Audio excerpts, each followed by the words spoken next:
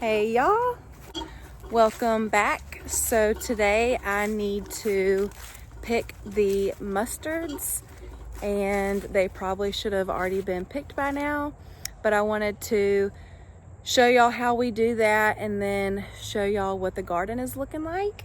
I always bring a large pot and a bowl and a sharp knife, and here are the mustards. I do need to go and get some type of cardboard. That way I don't get my jeans dirty. So let's go get something. This will work, I guess. See a pizza box. Well, I'm glad my grandmother keeps all the cardboard or else I would have had to go and tear up a diaper box. So let's go ahead and get started. There are a lot of leaves that have fallen and are down in here, and then even a little bit of grass. So, oops, that's a mustard, but if I see grass, I'm going to pull up the grass, and it doesn't hurt that mustard plant that I pulled out. These could definitely be thinned, so that's not a big deal if some of them come out. But all you do is just cut the leaves off. You don't want to cut down too low, so you just cut the tops. And if you grow these in pots, you don't really have to worry about the dirt getting on the leaves, but we wash them. There are bugs, so you have to wash them pretty well. And you definitely do not want to use a dull knife. If you use a dull knife, you're just gonna ruin your plants. I might go ahead and just thin some out. If I see that there's too many growing, I'll just pull those out.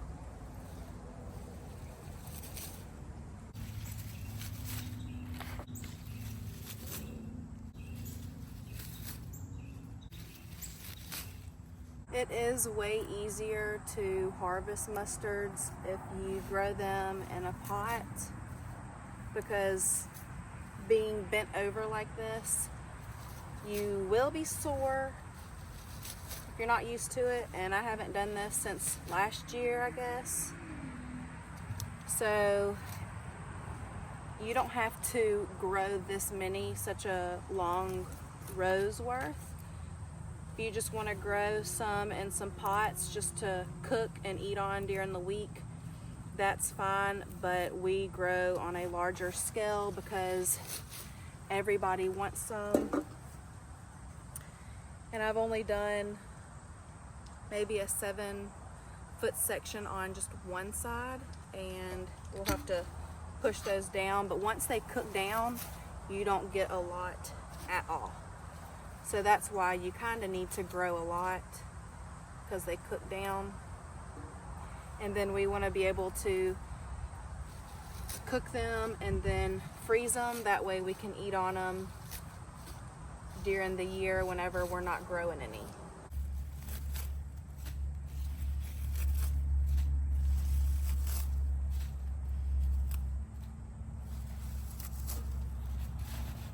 So as I'm cutting these, I'm also thinning out the mustard since I planted too much. So anything that looks really stringy or small like this, I'm pulling that out.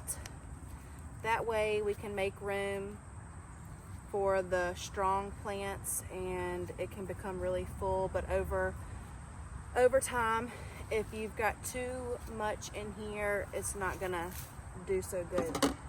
So I'm trying to just kind of thin it out, and you just kind of pluck them out just like that in different places. That way we make some room. And I just keep pushing this bowl down to make more room. But if I were to cook this right now, it would shrink up or wilt to just a few bowls worth. So you can kind of see the difference of where I have cut all over on this side, and then I still have this side to do.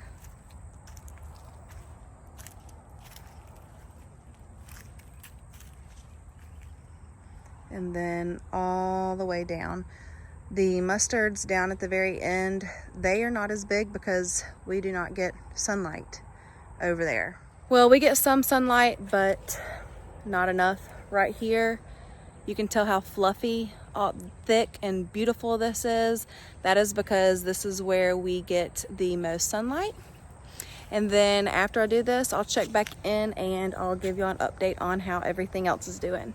All right, this pot is full. I cannot push that down any further. So this is gonna be my grandmother's bowl. I'm gonna fill this up for her and then she can cook some. And if you're wondering the way that we cook these, is you wash them really good. You have to wash them a few times, get all the dirt out, and when you clean your sink really good, wash it in your sink, and then when you don't see any dirt down at the bottom of your sink or your bowl, I don't have any big bowls, so I have to just use my sink, wash it really good, put it in a pot, add some water, and you can add a little bit of baking soda if you wanted to soften them up, but these are so tender you wouldn't even have to do that. Add salt and then ham hocks. And so I'm gonna add ham hocks from our pig that someone grew, and we bought the pig from them and then had the pig butchered. And the flavor of that pig versus like pork chops and bacon that I bought from the store is way better. So that's how we cook them, and then you just cook them down until they're tender, and then that's it.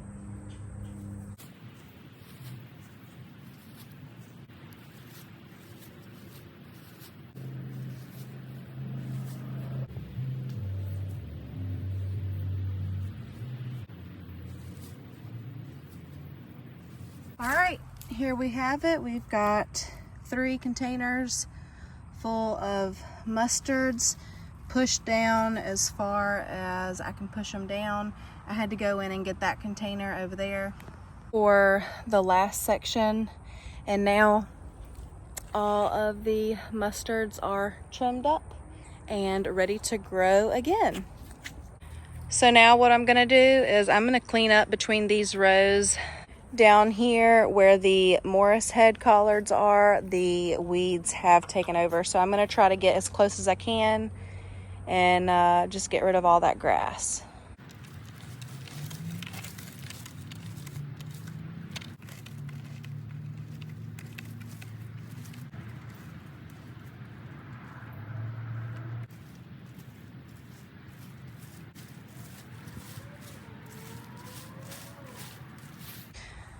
Okay, so let's go ahead and take Grandmama, her batch.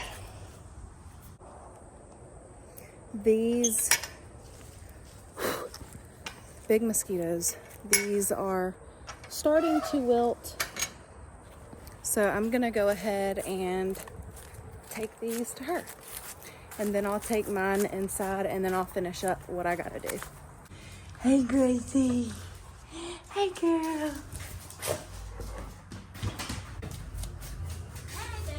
Hey. Thank you so much. You're welcome. You want me to put them in the fridge? On the cabinet, I'm gonna wash them. Okay. Oh, hey. She went. Okay, so it is lunchtime and I had to take a break. I weeded between some of the rows and fertilized some of my dad's collards. He's got a lot of weeds in between there and his collards. They're very small, so it's really hard to weed whenever they're that small. If you want apple sauce, you can get one, yeah. Okay. Go out here. Hey, Bear. Ah! Bear likes apples, so let's go.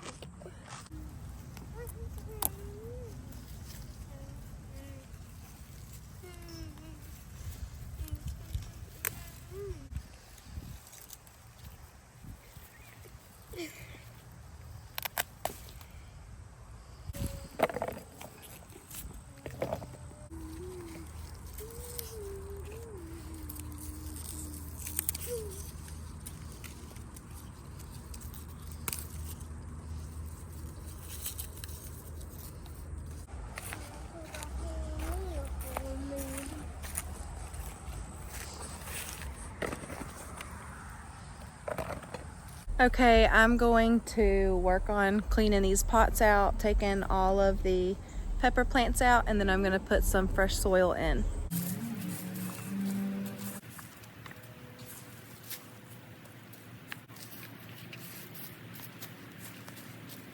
Okay, so now what I'm working on is the English peas. I went ahead and fertilized all the way down. So now that that is fertilized, I need to cover that up because we're supposed to get rain again on Tuesday and Wednesday, I think.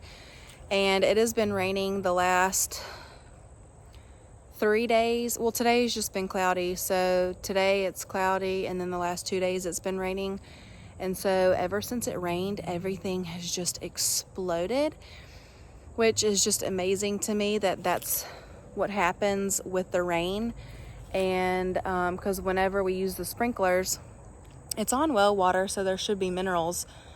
But with the well water, things don't pop. But after a rain, everything just doubles in size, and I'll show y'all that in just a second. I'm gonna go ahead and cover all of this up, and then we'll do a November garden tour.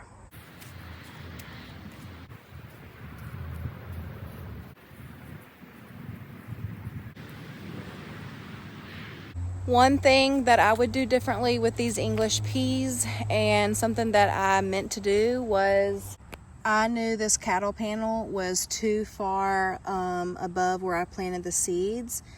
And so something that I wanted to do was to get a string and go all the way down. That way, whenever the plants got a little tall, they could hook on to the string.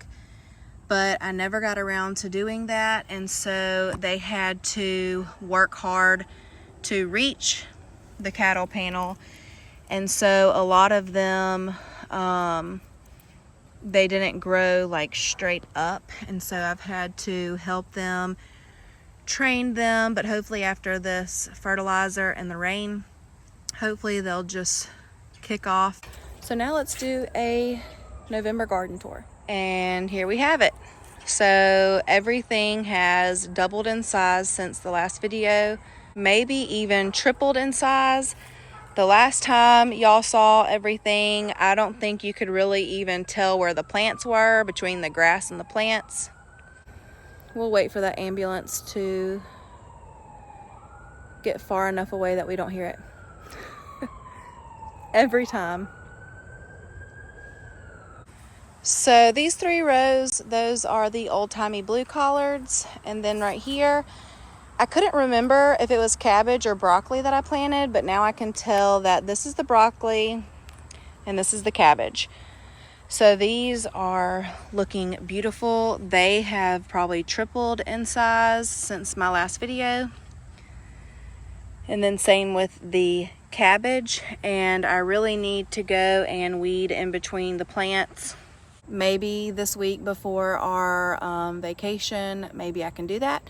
And then at the very end of where my cabbage is, we have the Morris head collards, and the weeds have just really taken over. And I feel like I've already done so much today, I've not gotten a chance to just come through here and weed. And they just kind of need to be propped up. But I'm gonna wait to pull those weeds because I did fertilize quickly, so hopefully everything will just kind of spring up. And then of course the mustards that we picked a little while ago, and then we have some more Morris head on these 2 rows right here, and then the also old-timey blue collards here. These things are massive and huge. And if you didn't watch my previous videos, these are the ones that I planted for my aunt and uncle while they were gone out of town for like a month and a half, and they just exploded. And they planted their seeds early.